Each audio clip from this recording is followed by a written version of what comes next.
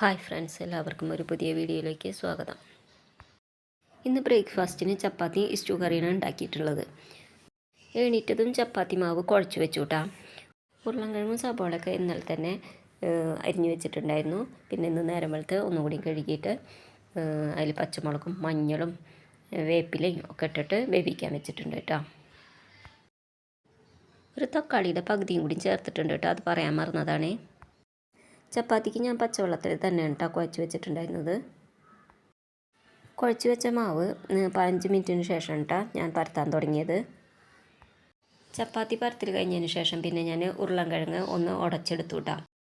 കടുക് പൊട്ടിയതിന് ശേഷം ഞാൻ ഉടച്ചെടുത്ത കറി അതിലേക്ക് ഒഴിച്ച് കൊടുത്ത് ഒന്നും കൂടി തിളച്ചതിന് ശേഷം ഇറക്കി വെച്ചു കേട്ടോ.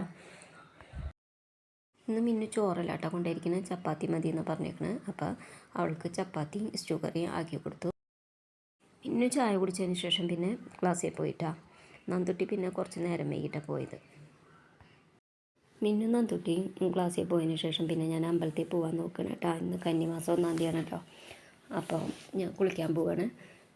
പുതിയ വീഡിയോയുമായി വീണ്ടും വരാം. വീഡിയോ ഇഷ്ടമായെങ്കിൽ ലൈക്കും ഷെയറും സബ്സ്ക്രൈബും കമൻറ്റും ചെയ്യണേ.